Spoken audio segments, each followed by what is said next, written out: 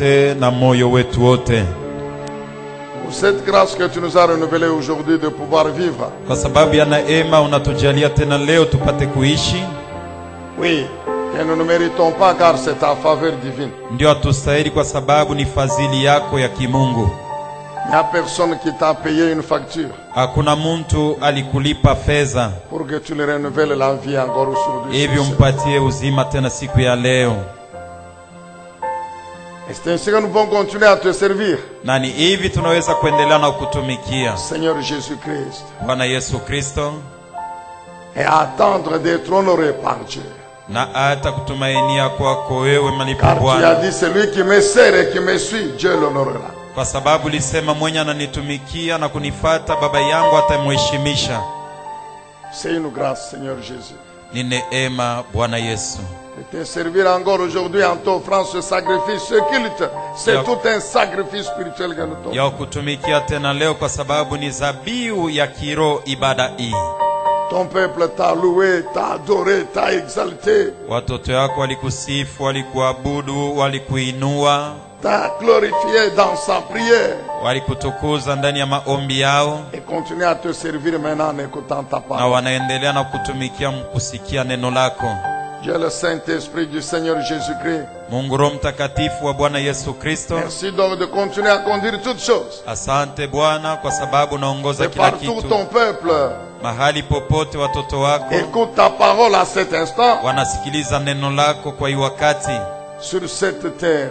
Pa dunia hapa Qu'il soit béni. wabarikiwe. Nous prions au nom de Jésus, nous disons Amen. Tunaomba katika jina la Yesu na tunasema amina.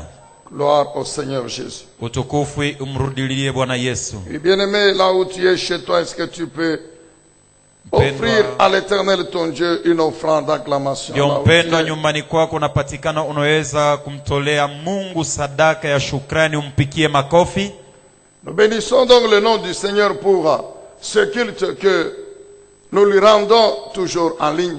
Tunambariki Bwana Mungu kwa sababu ya hii ibada tunakuwa tukimtolea sisi tuko hapa lakini mwe mnatufuatia mbali. Et notre prière est que le Saint-Esprit puisse disposer un plus grand nombre Na hata maombi yetu ni kusema Roho Mtakatifu atayarishe watu wengi, des membres de son peuple qui nous suivent de partout sur cette terre, watoto yake wenye kumfata mahali popote pa dunia mzima, d'être bénis. wabarikiwe. Alors, et nous bénissons le Seigneur pour le retour de Papa Emmanuel. Amen. Comme ça, nos amis, les swahilophones peuvent aussi Tunambariki Mungu kwa sababu ya mtafsiri hivi wandugu wanayefuata continuer à mkiswahili servir l'Éternel au travers de nos cultes, na wao principalement endelee na à kumtumikia écouter la Bwana parole de Dieu. kwa njia ya ibada na kuendelea na kumsikia Mungu.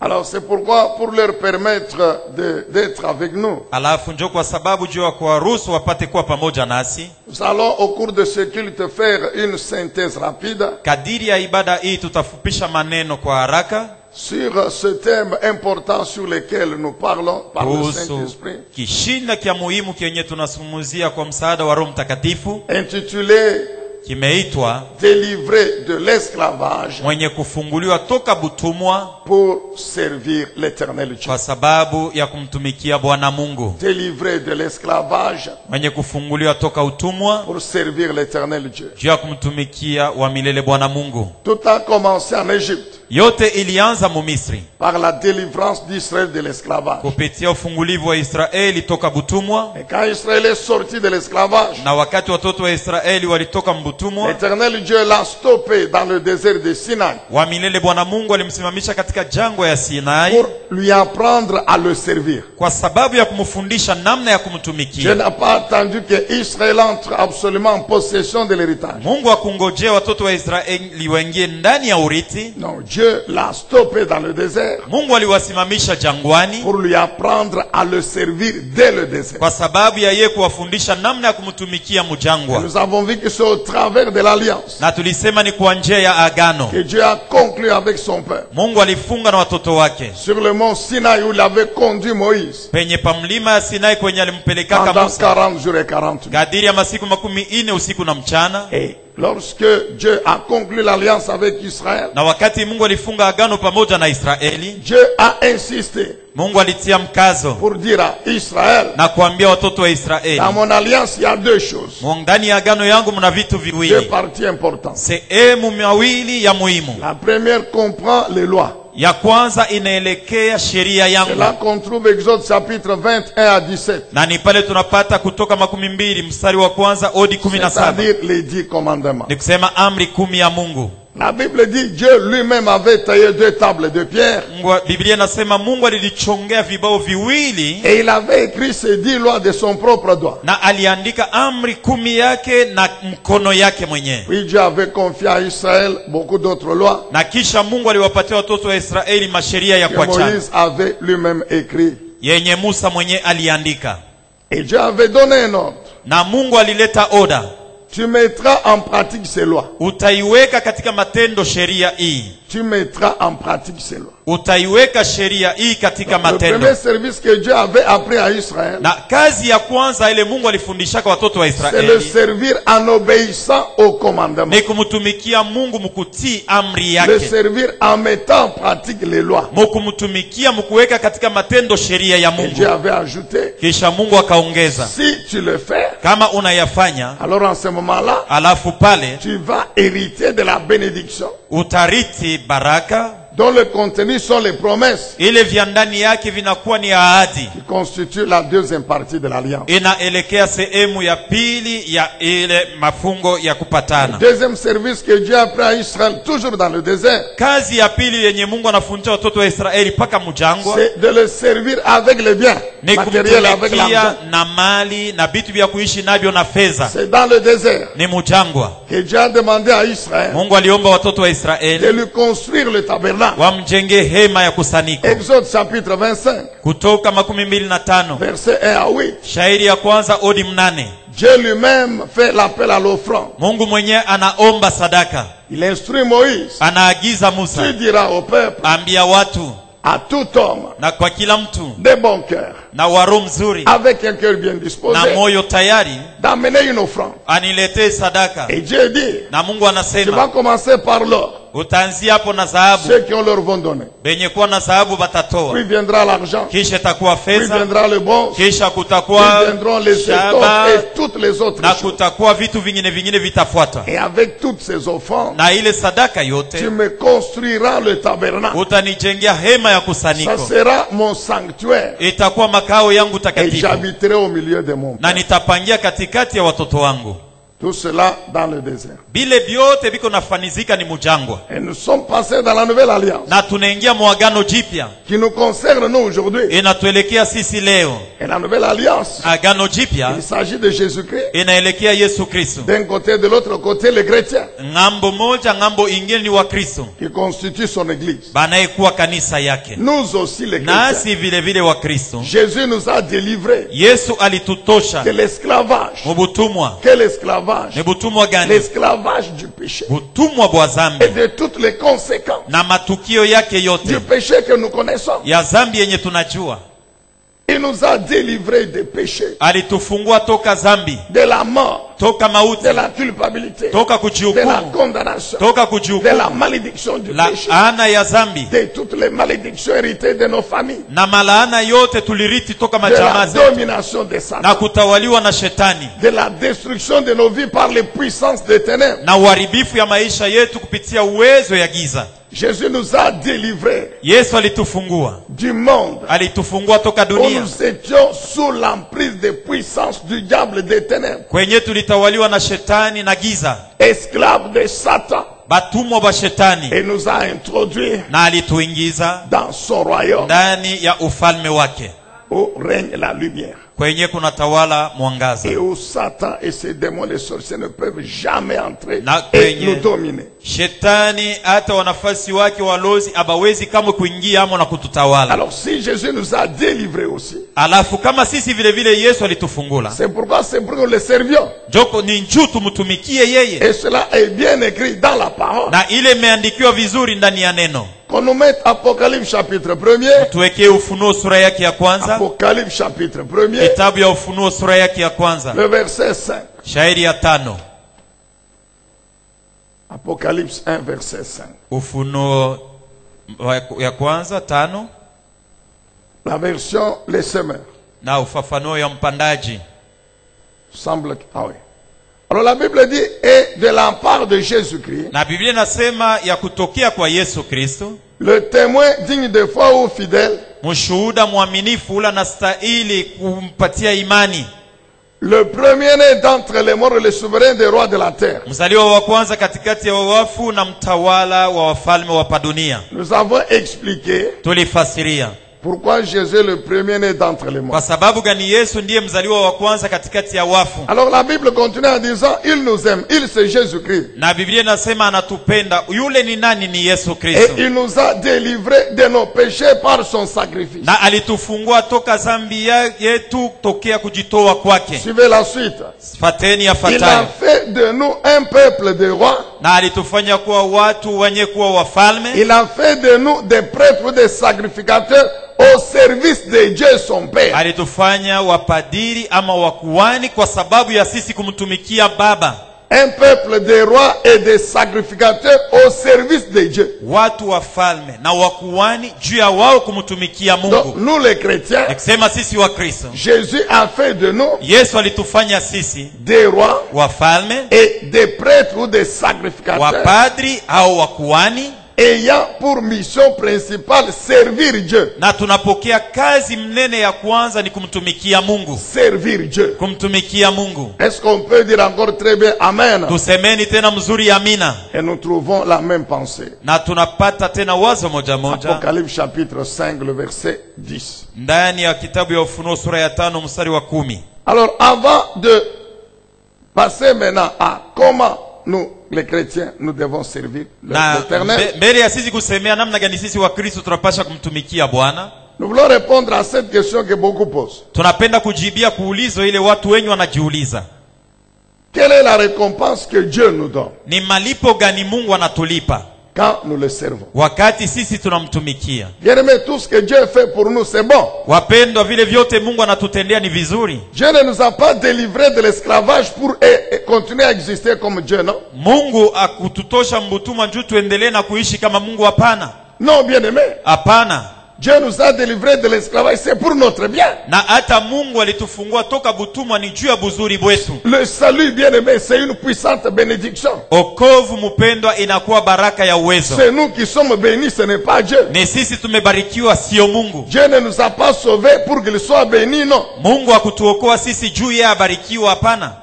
Amen, bien-aimé dans le Seigneur. Amina. Mais en plus de ça, il nous sauve. Lakini zaidi ya ile anatuokoa Il nous demande de le servir. na anatuomba sisi Et quand nous tumtumikie. le servons, Na wakati il nous tunamtumikia donne une récompense. anatulipa. Donc Dieu ne dit pas, Mungu aseme comme je vous ai sauvé, vile je vous nilimiokoa ai délivré de na l'esclavage. mitosha Tout mbutumwa, ce que vous avez fait, c'est me servir et ça s'arrête là. Non. kile mina miomba mwe kufanya ni kunitumikia na kunaisha. Il est bon, notre Dieu. Mungu wetu ni mwema. Nous disons que notre Dieu, il est bon. Tunasema Mungu wetu ni Donc, mwema, il nous sauve, délivre de l'esclavage. anatuokoa toka maisha ya utumwa wa Il zambi, fait de nous des rois et des sacrificateurs. C'est déjà une na bénédiction. anatufanya kuwa wafalme na wakuhani. Ni baraka ile, Et il nous demande de le servir. na anatuomba Et tumtumikie, quand nous le servons, na wakati il nous tunamtumikia bénit encore. anatubariki tena.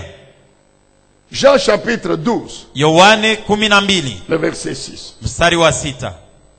Jean 12, le verset 6. Yohane 12 mstari wa 6. C'est le Seigneur Jésus-Christ qui parle. Ni Bwana Yesu Kristo anaongea. En ce verset, il définit la Ndani ya- récompense qu'il donne à ses serviteurs. À Ndani ya ceux qui le servent. shairi anafafanua ile malipo anapatia batumishi bake. Jean chapitre 12, le verset 6. Yohane 12 mstari wa 6.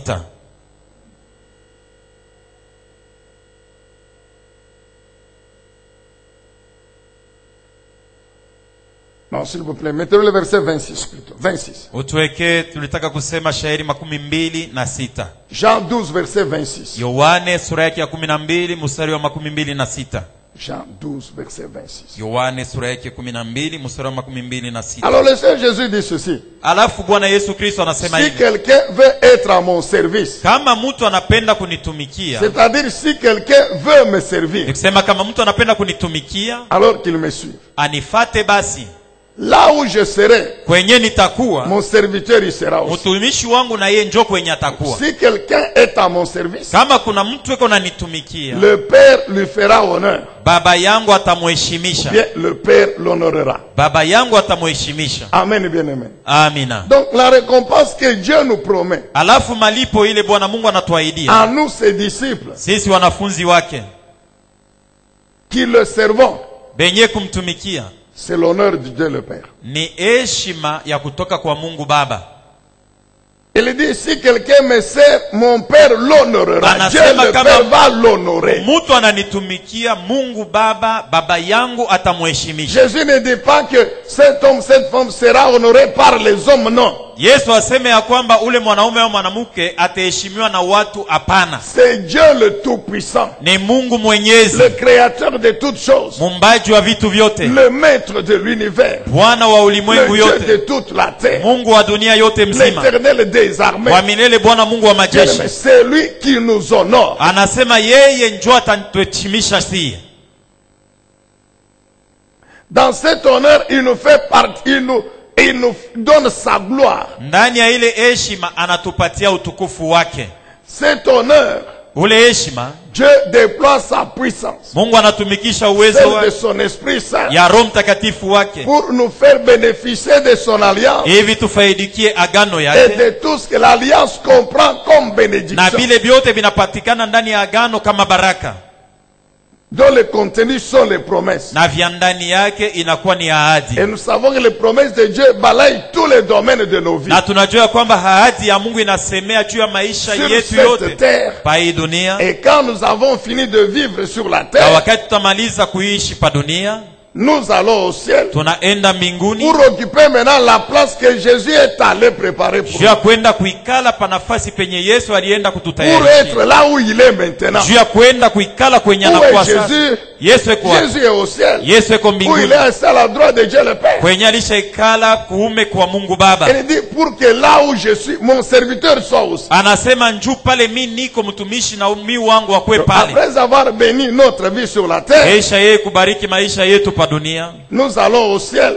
tunaenda mbinguni et nous nous asseyons sur la place qu'il est allé nous na préparer. tunaikalia pa nafasi penye ye alienda Quel kututayarisha. honneur, mon Ni frère. heshima gani ndugu yangu? Quelle bénédiction. Ni baraka gani? C'est pourquoi, Njoo kwa mon sababu bien-aimé, mpendwa wangu, nous t'exhortons na à tunakuonya prendre la décision, ubebe mpango, à t'engager encore et encore ujitowe zaidi na à zaidi servir le Seigneur Jésus. kumtumikie Bwana Yesu Kristo. Ah, que Dieu soit loué, que Dieu soit béni. Mungu asifiwe na Est-ce abarikiwe. que tu peux encore acclamer le Seigneur Unaweza tena Jésus kumpekia Bwana makofi de partout où tu es? mahali popote unapatikana.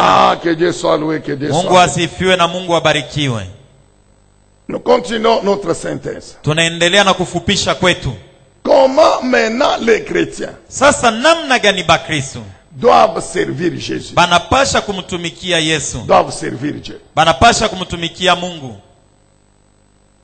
Un, Kia kwanza nous avons dit ceci, tulisema hivi que la vie du chrétien, ya kwamba maisha ama uzima ya Mkristo, brebis de Jésus-Christ, huyu anayekuwa kondoo wa Yesu Kristo, qu'il a engendré par son sang, ule yeye alizala kupitia damu et yake, parfois de conséquences à qui il a transmis sa vie. na sa vile njo vile biko alimwamkizia na uzima wake. Le premier service que la brebis, Kazi ya kwanza yenye kondoo qui est le chrétien, anayekuwa Mkristo doit rendre à Jésus, anapasha kumtumikia Yesu c'est de lui consacrer sa vie. ni kumtolea maisha yake.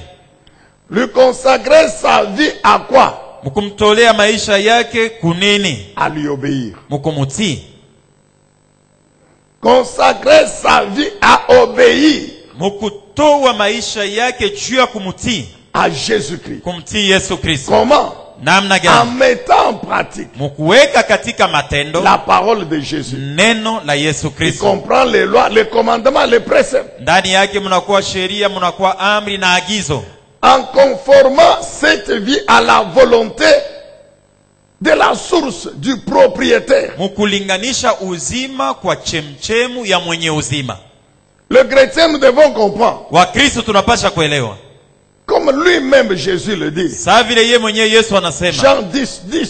Yohane sura ya 10 mstari wa 10 na 11. Je suis votre bon berger. Anasema mimi niko mchungaji wenu Je mwema. suis venu sur la terre. Nilikuja pa dunia Pour vous donner ma vie. juu ya kumipatia uzima wangu. Afin que vous la viviez. Hivi mupate kuyaishi Avec abondance. kwa utele. Alors si nous sommes sages Alafu kama tuko na hekima na nous devons wenyenyekevu, comprendre tunapasha que kuelewa cette vie ne nous appartient ya pas. kwamba uzima huyu Et haina par wetu, conséquent, nous devons la vivre non pas selon notre volonté, na tunapasha kuiishi sio kufuatana na mais mapenzi, selon la volonté du propriétaire, lakini kufuatana na kulinganishwa na de mapenzi celui ya qui nous mwenye l'a donné. ya mwenye alitupayo. Et pour cela, Na juu ya ile nous conformer tunapasha kulinganishwa à sa parole, kwa neno lake, dans laquelle ndani yake sa volonté est clairement bien exprimée. mapenzi yake yameonyeshwa waziwazi. Mettre en pratique les lois. Kuweka katika matendo sheria. Quelle loi? Ni sheria gani? Le décalogue. Ni ile inakuwa amri 10 yake. Exode 21 à 10. Kutoka 12 Mwanzo hadi 10. Nous sommes dans la nouvelle alliance. Tuko ndani ya agano jipya. Une question est posée au Seigneur Jésus. Kuko ulizo banamuuliza Bwana Yesu Kristo. Matthieu 22. Matayo 22. De 34 à 40. Kutoka 34 hadi 14. Connaissons ce passage. Tunajua andiko hii. Les pharisiens lui posent cette question pour le piéger. Wafarisayo wanamuuliza ulizo juu ya kumtega mtego. En quoi consistait le piège? Sasa mtego ilikuwa ni nini? Il tenait à ce que Jésus publiquement déclare: je suis venu abolir la loi de Moïse. Balipendelea mbele ya bantu bote yeye aseme kwa sauti kubwa ya kwamba ninakuwa kuondosha sheria ya Musa. Et ils vont utiliser cela Na banaitumia comme un motif d'accusation. Bakuitumia juu kama ikuwe sababu ya kumshitaki. De le faire condamner, de le faire mourir. Na bafanye bamuhukumu na bamuue. Jésus répond. Yesu anajibu. Il a parlé de 2 commandements. Alisemea juu ya amri 2. Il a dit: quel est le plus grand commandement? Alisema amri kubwa ni nini? Quel est le plus grand commandement? Amri kubwa ni nini? Il croit que Jésus allait dire: je n'ai rien à faire avec Exode 20. Balizania ya kwamba ile mambo ya Musa ile amri 10 mimi Le plus kijua. grand commandement de la loi. Quelle loi? La loi de Moïse. Amri kubwa ni ya ile ya En fait, Musa. c'est la loi de l'Éternel que Dieu avait donnée à Moïse. Ni amri ya Mungu ila alimpatiaka Musa.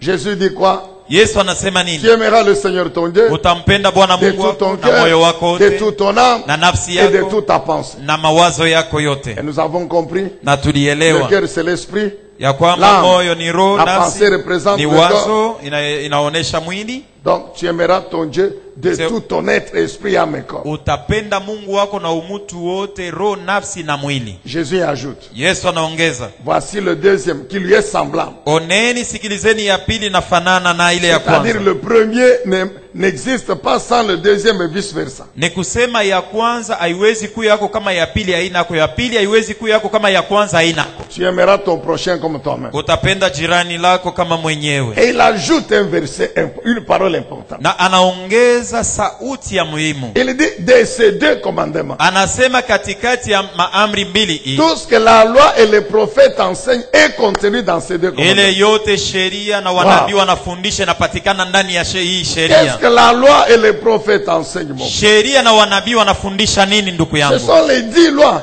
Ni maamri 10 et toutes les autres lois qui expliquent leur application. na masheria yote nafasiria namna gani ya kuitumikisha. Et la plupart des prophètes sont revenus là-dessus. Na wengi katikati ya wanabii waliisemea. Prenez Esaïe, Beba Isaya, prenez Jérémie, beba Yeremia, prenez Ézéchiel, beba les Ezekiel, Daniel, les Osée, Danieli, etc. Hosea na Leur bengine. message central était de ramener Israël à obéir à la loi de Dieu, au commandement de Jumbe Dieu. ya katikati na mkubwa ilikuwa ni kutafuta kurudisha watoto wa Israeli wamutii Mungu kupitia sheria ya Nous Mungu. vous avons expliqué Tulimifasiria que aimer Dieu, kumpenda Mungu se mettre en pratique ni kuweka katika matendo les 4 premières lois d'Exode 20, sheria 4 ya kwanza ya Kutoka 12, versets 1 à 11, sheria ya kwanza mstari wa kwanza mpaka 11, qui exprime la relation entre l'homme et Dieu directement. inafasiria uhusiano wa Mungu na mtu mara moja pale. Et le deuxième commandement Na amri ya pili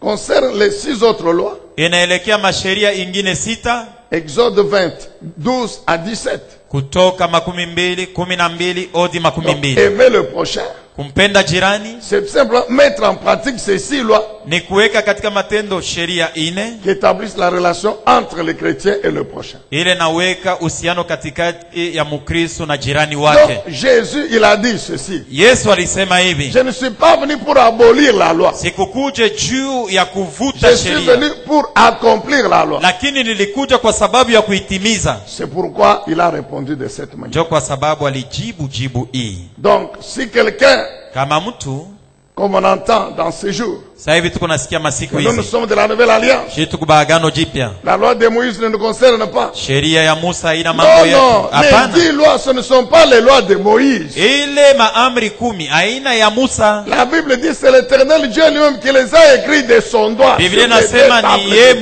Mungu mwenyewe ndio aliandika na mkono yake pa vibao viwili vya mawe, Et Jésus, l'auteur de la nouvelle alliance, na Yesu mwenye mwandishi wa agano jipya il est revenu là-dessus anarudililia pa pour ile dire mambo. qu'il n'y a pas d'autre loi en dehors de celle-là. Anasema kuikalake sheria na amri nyingine isipokuwa hiyo. Donc, le premier service Ya kwanza que nous les chrétiens, kenye tunapasha kufanya sisi nous wa devons Kristo, rendre à Jésus-Christ ile tunapasha kumtumikia Yesu ou à Kristo notre Dieu, au Mungu wetu, c'est obéir à ces lois. ni kutimiza na kutii sheria C'est ya mettre Mungu, en pratique ces lois ni ici. kutimiza masheria hii, L'obéissance aux lois. utiifu kusheria. Amen, bien-aimés dans le Seigneur. Amina. Souvenez-vous de Romains 12, 1. Kumbukeni wa Roma 12 mstari wa kwanza. L'apôtre Paul dit quoi? Tume Paulo anasema nini? Offrez vos corps comme un sacrifice vivant. Toweni mili yenu kama zabiu iliyo hai. C'est-à-dire la vie que vous menez dans le corps. Ni kusema uzima mnayoishi ndani ya Soit mwili consacré à servir Dieu. muitowe juu ya kumtumikia Mungu. Toutes les activités de votre esprit, âme et corps. Makazi yote ya roho, nafsi na mwili yenu Consacré à l'obéissance aux lois de Dieu. muite juu ya kutii sheria yote ya Mungu. Alléluia. Amina. Deuxième sacrifice Zabiu ya pili que les chrétiens nous devons offrir à Dieu. Bien-aimés, notez que c'est la vie de tous les jours. Hein. ile sisi wa Kristo tunapasha kuwa nayo, na Donc ujue ya 24 kwamba heures njo sur maisha 24. 24 heures sur 24. njo maisha yashie kila siku, usiku na mchana, sisi wa Kristo. Toute la vie consacrée à obéir à Dieu. À ses Maisha commandements. yetu tunaitoa juu ya kumtii Mungu na kumtumikia. Deuxième sacrifice qu'on doit offrir à Dieu. Zabiu ya pili yenye tunapasha kumtolea Mungu, Nous nous sommes appuyés sur 1 Pierre chapitre 2, tuliegamia Petro wa kwanza mstari wa le pili, verset 4 et le verset 5. shairi ya 4 na shairi ya 1 5. Pierre chapitre 2, Petro wa kwanza sura ya pili verset 4 à 5. 4 hadi 5. Dans ce passage, Ndani ya andiko hii l'apôtre Pierre révèle encore par le Saint-Esprit mtume Petro anafunulia tena kupitia Roho Mtakatifu que Jésus est la pierre vivante ya kwamba Yesu ndiye jiwe ili ya uzima, et comme c'est lui qui a engendré les chrétiens, na sa vile yeye ndio alizala Bakristo, ils ne peuvent être aussi que des pierres vivantes. Bakristo nabo banapasha kuwa paka mawe iliyokuwa na Ainsi, les hai, chrétiens pierres vivantes na vile Bakristo mawe iliyo hai forment ce qu'on appelle le temple saint de Dieu, bonjo banakuwa hekalu takatifu ya Mungu, c'est-à-dire l'église. ni kusema kanisa. Maintenant, dans cette église, Na sasa ndani ya kanisa qu'est-ce que les pierres vivantes doivent faire? mawe iliyo hai inapasha kufanya Il nini? précise les mêmes pierres vivantes là sont des sacrificateurs. Anahakikisha ya kwamba mawe iliyo hai ni wakuani, Et qu'est-ce qu'ils doivent faire? na ni nini wanapasha C'est kufanya? offrir à Dieu des sacrifices Ni spirituels. kumtolea Mungu zabiu iliyo hai On ya peut nous kiroho. mettre ce passage, s'il vous Mtu plaît. Petro wa kwanza sura ya pili 4 mpaka 5. Toujours notre version, les semeurs. 1 Pierre chapitre 2. Petro wa kwanza sura ya pili.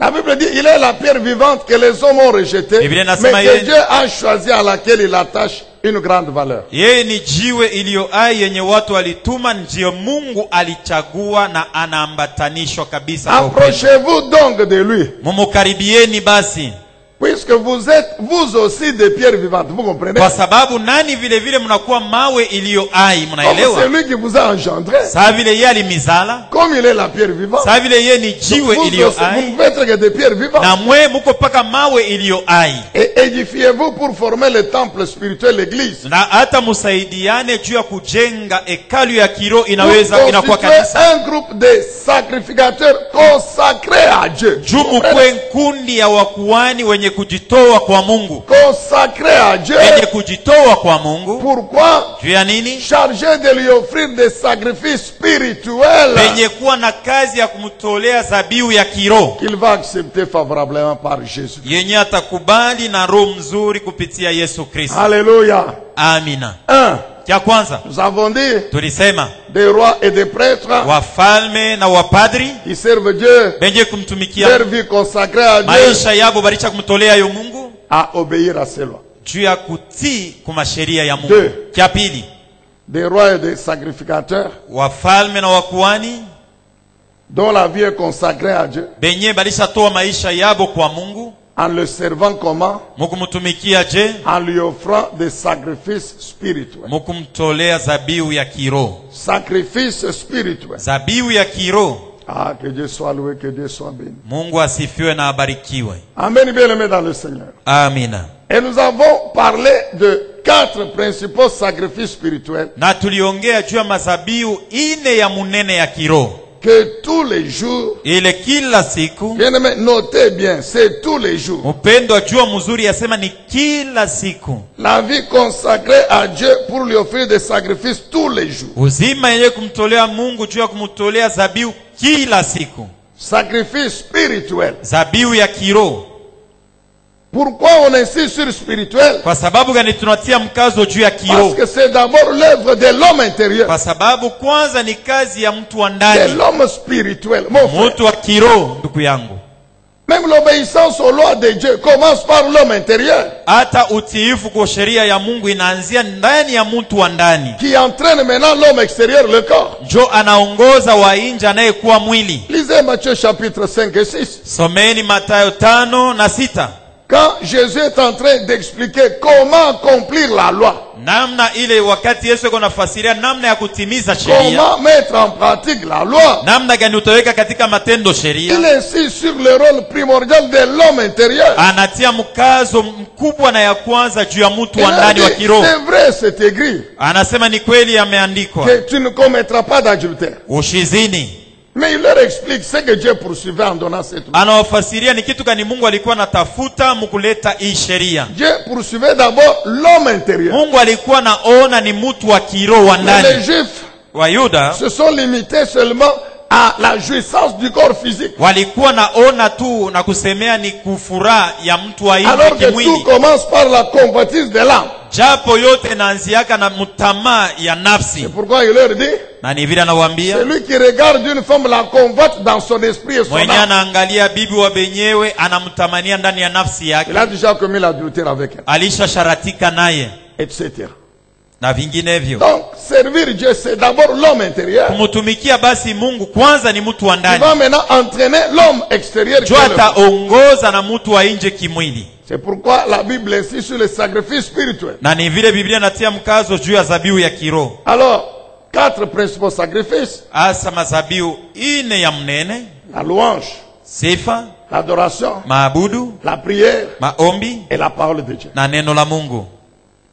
L'écoute de la parole Kusikia neno est un sacrifice. ni zabihu, La méditation de la parole kutafakari neno est un sacrifice ni zabihu spirituel qu'on offre. ya kiroho yenyewe unatoa. Tous ces sacrifices, Hii mazabihu yote c'est l'esprit et l'âme qui les offrent à Dieu. ni roho na nafsi njo banamtolea abyo Mungu. Et comme l'esprit est dans le corps, Sa vile roho iko ndani ya il mwili, entraîne donc le corps. inapeleka na mwili yenyewe.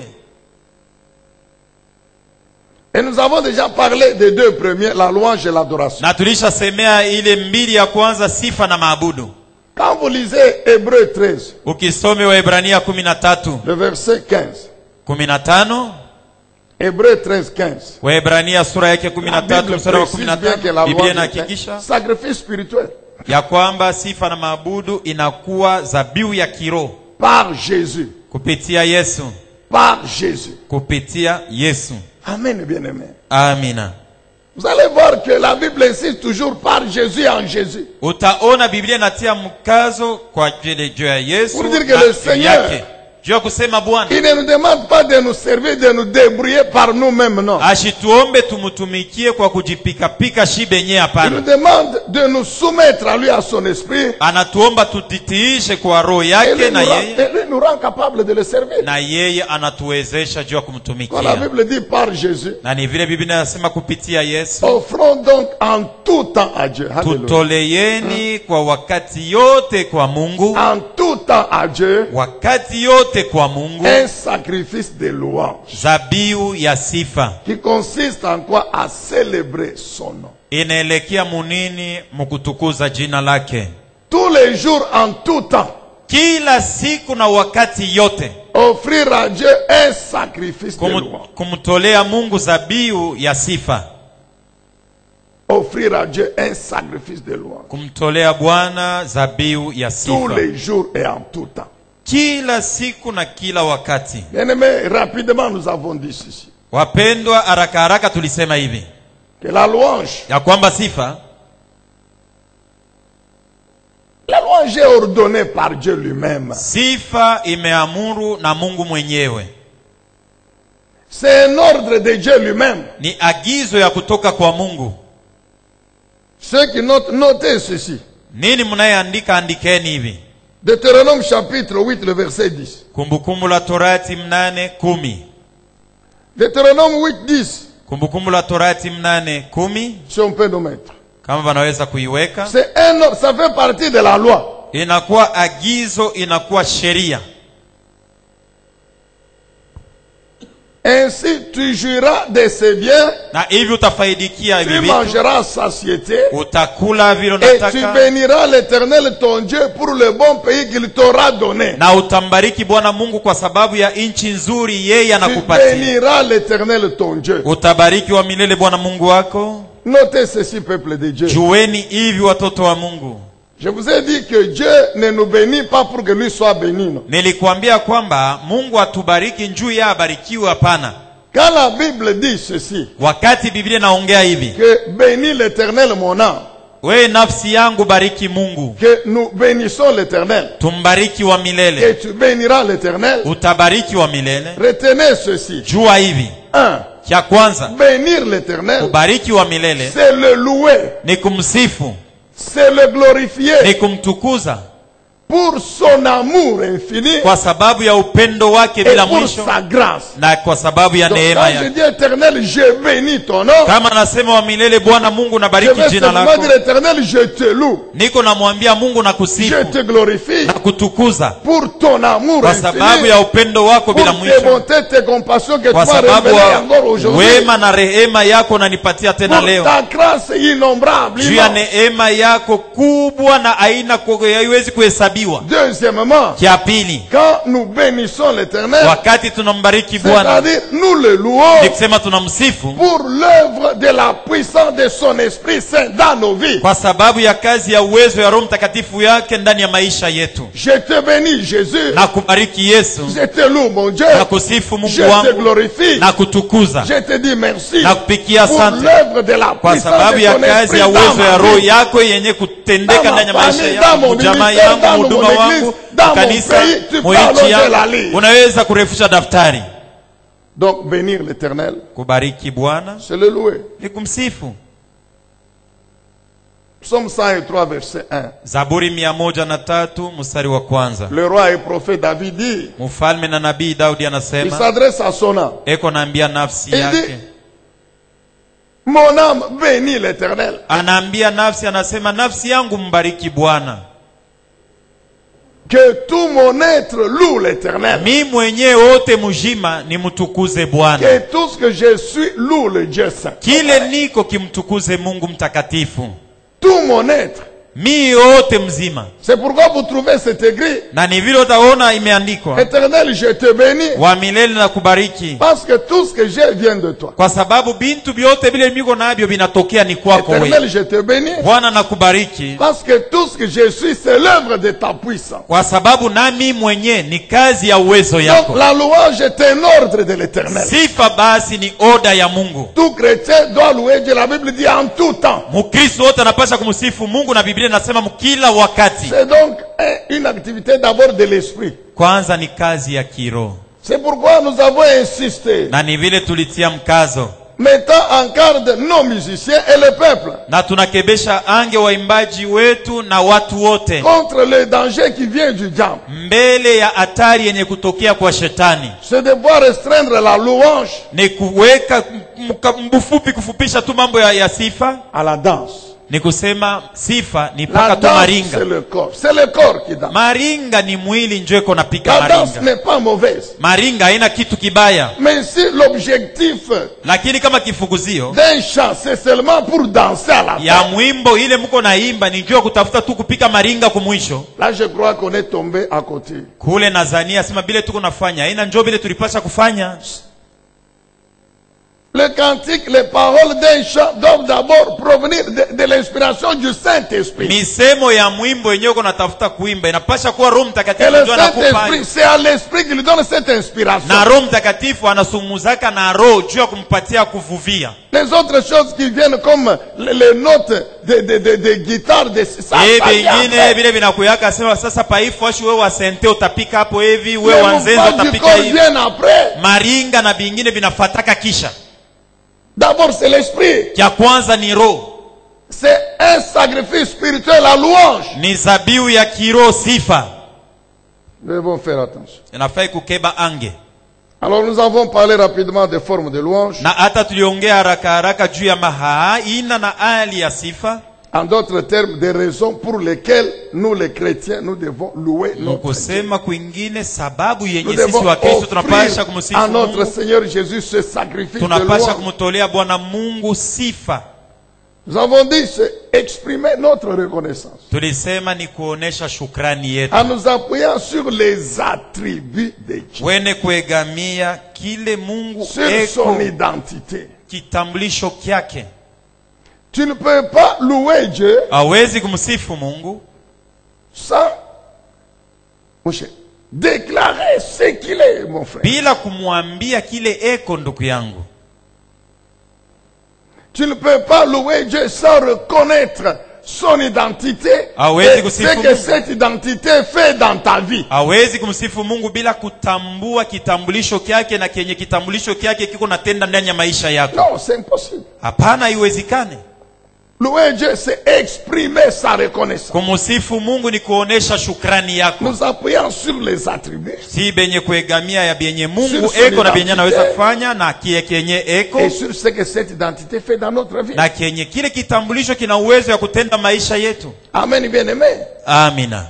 Il faut exalter la grandeur de Dieu, Inafai kushukuru ukubwa wa Mungu, sa puissance, sa majesté, uwezo wake, ukubwa wake, la sainteté de notre Dieu. utakatifu wa Mungu wetu. La Bible dit, c'est Biblia Dieu inasema, magnifique en sainteté, Ni Mungu redoutable en puissance. anayependeza, utakatifu, hata wakuongopesha katika uwezo. Quand je dis éternel, Wakati tu nasema es Bwana, Dieu magnifique en sainteté, uko Mungu wewe redoutable en unapendeza puissance. ndani ya utakatifu, hata mwenye kuongopesha Automatiquement, uwezo pale pale. cela influence ma vie. Ile Dans ce inaongoza sens maisha que yangu.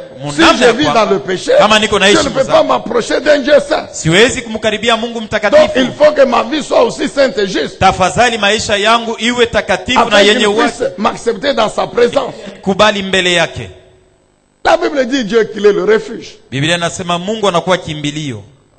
La Bible dit son nom c'est ce tour fortifié Biblia inasema jina lake ni ile munara ya nguvu, dans laquelle nous nous réfugions. ndani yake tunakimbilia. La Bible dit il est notre force dans le combat. Biblia inasema yeye ndio nguvu yetu sisi muvita. Jésus est le rocher, Yesu ni mwamba, le rocher de notre salut, mwamba ya wokovu le yetu, rocher de notre délivrance, mwamba ya le ufungulivu yetu, rocher de notre guérison. mwamba ya uponyeji wetu. C'est en lui que nous sommes Ni guéris. ndani yake sisi C'est par la tumeponywa, puissance de son nom que nous sommes ni guéris. kwa uwezo wa jina lake sisi Il est le tumeponyeshwa. rocher de la protection de nos vies. Yeye ni mwamba ulinzi ya maisha yetu. Jésus est le rocher, il est notre puissante forteresse. Yesu ni mwamba anakuwa boma yetu ya uwezo, qu'aucune puissance des ténèbres ne peut détruire, ili hakuna uwezo hata moja ya giza inaweza kuharibu, qu'aucune bombe des ennemis ne peut détruire. yenye hakuna bomu hata moja ya maadui Tu wetu inaweza peux kuharibisha. allonger la liste Mpendo, unaweza kuendelesha des daftari attributs de notre Dieu, na kile Mungu wetu de eko notre Seigneur Jésus na Bwana Christ. wetu Yesu Kristo. Il est la lumière. Yeye ni mwangaza. Jésus est notre lumière. Yesu ndiye mwangaza C'est yetu. lui qui nous montre le chemin. Yeye ndio anatuonesha njia mwenyewe C'est cette tutatembelea. lumière qui brille sur nos esprits et nos Yeye âmes. ndio mwangaza inayoangazia maroho na manafsi Et yetu. par conséquent, les ténèbres ne peuvent jamais Na résister. saa vile ndio vile viko giza kama haiwezi kutawala. Amen. Bien-aimés dans le Seigneur, Amina. il est notre lumière. Yeye ndio mwangaza yetu. Il est notre dernier rempart. Yeye ndio kimbilie yote kia mwisho. Comment encore louer Dieu? Et ça, c'est tous les jours. Na namna gani kumsifu Mungu? Na ni kila siku. Le louer en énumérant tous les bienfaits. Kumsifu mkumwambia vyote vile Tout vizuri ce que Dieu a alitutendea. déjà fait dans nos vies, mon frère. Vile vyote Mungu alishatenda ndani ya maisha yetu, ndugu yangu. Souvent, nous les chrétiens, Kila mara sisi wa Kristo nous avons tendance à oublier ce que Dieu a fait hier. tuko na saulika vyenye Mungu alitutendea jana. Mais prenons l'exemple de ce jeune David. Tubebe mfano ya kijana mwanaume Daudi. Il s'est appuyé sur l'expérience qu'il a eue avec Dieu en brousse Aliegamia maisha aliishi pamoja na Mungu polini, pour soutenir sa foi juu ya kushikamisha imani et yake convaincre et le roi Saül et ses frères na kuhakikishia na mfalme Saulo na banduku que yake le Dieu qui m'a rendu fort en brousse pour tuer le lion et l'ours Ya va kwamba être Mungu avec moi pour tuer ce Philistin. alinipaka nguvu polini juu ya kuua ndubu na simba, atanipatia tena nguvu leo juu ya kuua huyu mtu. Amen, peuple de Dieu. Amina. Appuyons-nous sur l'expérience avec Dieu. Tuegamieni pabile tulisha kuishi na Mungu. Même si maintenant là que tu écoutes cette parole, Hata kama wakati yenyewe kunasikia neno la Mungu il y a des problèmes qui résistent. kuna matata ingaliki Il y maisha a yako, des oppositions, etc. kuna kwa upinzani na Mais vinginevyo, souviens-toi lakini kumbuka que si aujourd'hui kama leo l'Éternel t'a renouvelé le souffle de vie wa milele na kupatia tena pour uzima que tu vives encore, ili upate tena c'est kuishi, pour que tu aies l'espérance ni njue na qu'il taraja finira par apporter la solution à ton problème, ya kwamba mwisho ya yote qu'il atakupatia finira par te jibu, délivrer, mwisho ya qu'il yote finira atakufungula, par te guérir, mwisho ya yote par te délivrer de l'épreuve, il atakutosha finira par kipimo, agir. mwisho ya yote mpaka atakutendea. Souvenez-nous de Job, Tukumbuke Yobu complètement détruit, tout, nous connaissons. alikuwa alishapoteza vyote na yeye mwenyewe Mais yakwe na il hali dit quoi? nzuri. Aya isema Il dit quoi? anasema nini? Job 19:25. Yobu 19:25. Quand le diable aura fini son travail, Wakati shetani atafanya bile vyote anapenda, quand vous les hommes, vous aurez fini à parler, na wakati mwe benye bantu mutamaliza kusema bile y vyote compris, y mnapenda, compris sa femme, na bibi yake mwenyewe, il y a un qui va se lever, kuko mwenye atasimama le tout dernier. wa mwisho, Et il précise bien sur toute la terre. na anasema yeye ni wa mwisho pa Donc, dunia yote. quand il va se lever, Anasema pale il n'y a akashima personne d'autre qui va se lever après hakuna lui. mwingine kisha yeye kulamuka na yeye Il dit, atalamuka. mon rédempteur se levera. Anasema mokozi wangu atasimama wa mwisho, C'est-à-dire l'Éternel. ni kusema Bwana, Et qui a fini par se lever. na mwisho ya yote alisimama. Dire merci à Dieu pour ses bienfaits, Kumpikia Mungu asante juu ya mema yake, pour sa grâce, juu ya neema pour yake, sa bienveillance, juu ya pour uwema son wake, amour et sa juu ya fidélité à mapendo na son alliance. uaminifu yake kwa agano yake. Dire merci à Jésus. Kumpikia asante Yesu, Dire merci à Jésus kumpikia asante Yesu pour ce qu'il a fait de nous, juu ya bienye pour le alitufanyizia salut qu'il sisi, nous a donné, okovu alitupatia, nous a engendré par son sang alituzala kupitia damu et yake, nous a donné de vivre sa vie sur la terre. na alitupatia tuishi uzima wake pa Et il dunia, bénit cette vie na anabariki uzima tous les jours. kila siku, Il protège cette vie anakinga uzima parce que c'est sa vie. kwa sababu ni uzima wake. Ah, que Dieu soit loué, que Dieu soit béni. Mungu asifiwe na abarikiwe. Louez Dieu Kumsifu Mungu, en chantant, mukumsifu, mukumwimbia, en chantant. mukumwimbia.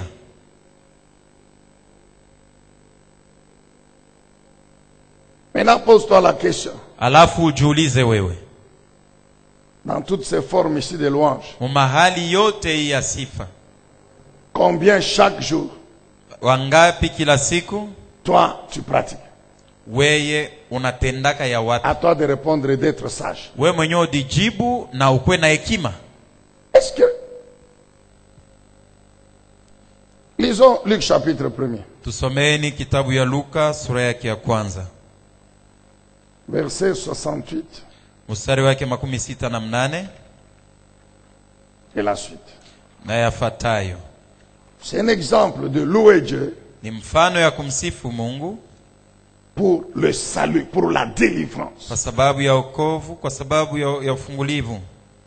Et nous connaissons ce passage, c'est le jour où Na tunajua andiko hii ni siku ile Jean-Baptiste était né. Yohane Mbatizaji alizalikwa. Ce jour-là, Ile siku son père Zacharie qui était rendu baba yake Zakaria muet par l'ange de l'Éternel. mwenye malaika wa Bwana alimfanga kwa bubu, Sa langue s'est déliée, il a ouvert la bouche. kinwa kyake kikafungulwa hata akaanza kusema. On lit juste 2 ou 3 versets. Tasoma Voici mashairi ce que dit mbili. Zacharie. Tusikieni ile Zakaria. Loué soit le Seigneur, le Dieu du peuple d'Israël. Asifiwe Mungu wa Israeli, Mungu wa Car il a pris soin de son peuple et l'a délivré. kwa sababu alisaidia watoto yake na aliwafungula. Comment il a fait? Alifanyaje? Il dit, il nous a envoyé Anasema alitutumia un successeur, kombozi un descendant wa kizazi, dans la tribu de David, son serviteur, comme il avait promis. mkizazi ya Daudi Il mtumishi dit wake vile que ce alisema. descendant-là, c'est un libérateur. Anasema ile kizazi ni mfungulivu. Il y a des versions qui parlent de puissant sauveur. Na hata kuma ufafanuo wengine Qui veut nasema qu'il mwokozi nous wa a uwezo. suscité dans la maison de David, son serviteur, un puissant sauveur. Anatuletea ndani ya nyumba ya mtumishi wake Daudi Un sauveur mfungulivu, qui nous mwokozi wa uwezo. délivre Mwokozi anayetufungula de nos ennemis. toka maadui betu. Amen, bien-aimé. Amen. Un puissant sauveur, Mwokozi wa un uwezo libérateur mfungulivu qui nous délivre de la anatufungula puissance de nos toka ennemis uwezo ya maadui et de betu. tous ceux qui nous haïssent. Na bale bote wanatuchukia. Amen, bien-aimé dans le Seigneur. Amina. Le Seigneur Jésus aime qu'on le loue. Bwana Yesu anapendaka mtu amsifu. Dieu aime qu'on le loue, qu'on lui Mungu dise ce qu'il a anapendaka fait pour nous. tumsifu juu ya bile vyote Qu'on lui dise alitutendea. merci pour le salut, la Tumpigie délivrance. asante kwa sababu ya wokovu na ufungulivu.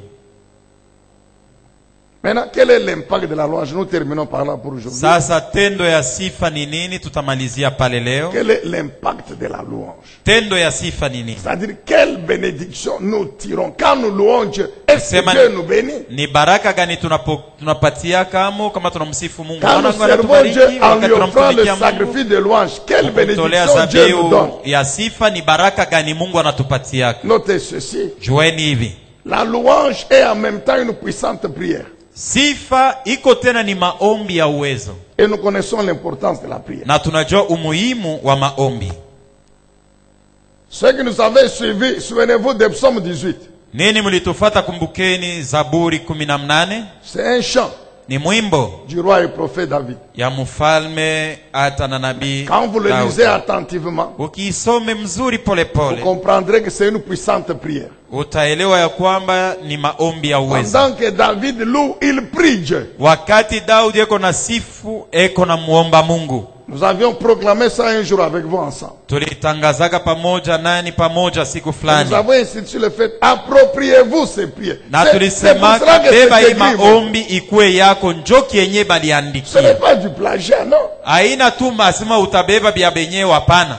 Tu t'appropries ces prières. Ça va t'aider aussi dans ta prière. Unaibeba maombi hii, itakusaidia na wewe maisha yako. Il n'y a rien que tu diras à Dieu que Dieu n'a pas encore entendu. Hakuna kenye we kile utamwambia Mungu kiko kia sasa kile Mungu ayashikiaka. Alors appuie-toi sur ce qui est écrit. Egamia kenye kilishaandikiwa. Ta louange sera puissante et forte. Sifa yako itakuwa ya uwezo na ya nguvu. Et une prière. Na maombi. Deuxième bénédiction. Baraka ya pili, Bien-aimé, la louange de reconnaissance. mpendwa, sifa ya shukrani Elle nous permet d'affronter les défis de la vie avec joie, avec force, inatusaidia avec détermination. tupambane na uchokozi ya maisha na nguvu na imani hata na kukankamana.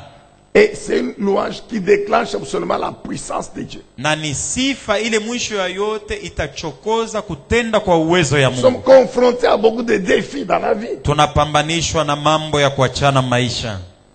Des problèmes, des épreuves qui enlèvent la joie.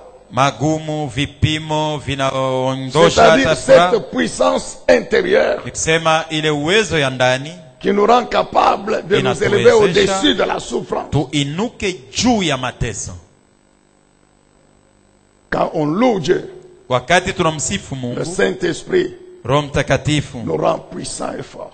anafanya tuwe wa uwezo na wa Nous nguvu. donne cette force intérieure Anatupatia nguvu ya qui ndani, nous permet d'affronter les défis inaturuhusu tupambane na magumu mbalimbali qui se posent dans notre vie, de les vaincre. yenye inapatikana ndani ya maisha Ça veut yetu. dire que la louange est une puissance qui déclenche la délivrance. Tulisema sifa inakuwa uwezo ile inafanya na chokoza ufungulivu utendeke. Connaissons l'histoire des apôtres. Tunajua hadithi ya mitume, Par exemple, Paul et Silas, kwa mfano Paulo na Sila qui étaient enfermés dans la prison, balifungiwa korokoroni, se sont mis seulement à louer avec les chaînes. balianza kusifu na minyororo. C'est le corps qui était lié Ni mwili ilikuwa yenye kufungwa par les chaînes. na minyororo, Mais l'esprit n'était pas lié. lakini roho haikuwa yenye kufungiwa na minyororo. Leur esprit n'était pas lié. Roho yabo haikuwa yenye kufungiwa, Et leurs esprits se sont mis à offrir à Dieu na le maroho yabo sacrifice de louange. ilianza kumtolea Mungu ile sadaka ya sifa. Cela a déclenché la puissance du Saint-Esprit Ile ilifanya Roho Mtakatifu ipate qui kutenda, a brisé les chaînes ilivunja minyororo et ouvert les portes de la prison. na kufungula milango ya gereza. La délivrance, mon frère. Ufungulivu, ndugu yangu, Il arrive des fois, inafikaka wakati ingine, quand tu sens que tout est bloqué, loue seulement Dieu. wakati unajisikia kwamba umezuizwa kabisa kabisa, umsifu Mungu tu. Commence à chanter, à louer Dieu. Anza kuimba na kumsifu Mungu. Même si tu ne sais pas chanter, mais ouvre ta bouche, loue Hata Dieu. kama ujue kusifu au ya kuimba, Nous fungula t'avons tu kinywa donné chako, quelques tangaza. voix Tulikupatia pour louer manjia Dieu. mbalimbali juu ya kumsifu Mungu, et tu verras ce que la puissance na de son esprit. utaona kenye uwezo ya Roho Mtakatifu itatenda. Amen, bien-aimé dans le Seigneur. Amina.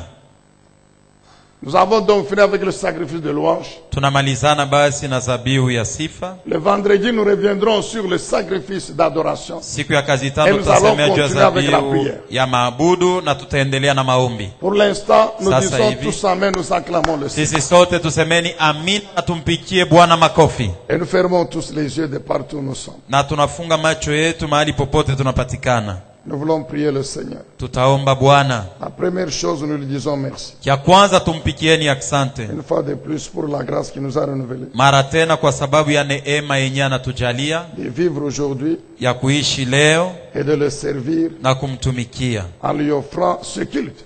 Mkumtolea za hii wakati ya ibada. Prions tous ensemble le Seigneur Tuombeni sisi yote de partout où nous nous trouvons. mahali popote tunapatikana. Père Céleste, nous voulons te dire une fois de plus merci au nom de Jésus. Baba aliye mbinguni, tunapenda kupikia tena asante katika jina la Yesu. La grâce que tu nous as renouvelée de vivre aujourd'hui. Neema unatujalia kuishi leo. Dieu le Saint-Esprit, ta bonne et puissante main qui nous a couverts de son ombre tout Mungu au Roho long de la Mtakatifu, journée, mkono mwema wako na wa uwezo ilitufinika kadiri ya mchana yote, nous a apporté la protection, na yene kutupatia ukingo, le soutien dans tous les combats, msaada mavita yote, la victoire. ushindi. Tu nous as soutenus, tu as soutenu nos bien-aimés dans leurs épreuves. Ulitusaidia na kusaidia wajirani wetu katika vipimo. Tu les as soutenus, tu les as consolés, tu les as fortifiés. Uliwasaidia, uliwafariji na uliwapatia tena nguvu.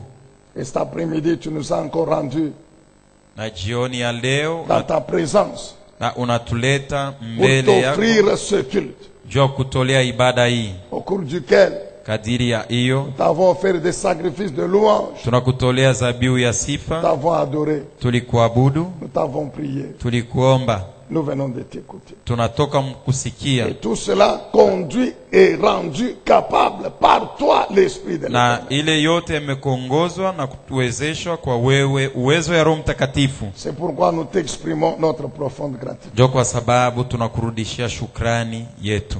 Nos yeux sont fermés. Macho yene kufunga. Bien-aimé, de là où tu es, Mpendwa penye unapatikana, tu as entendu encore cette parole aujourd'hui. ulisikia tena neno hii siku ya leo.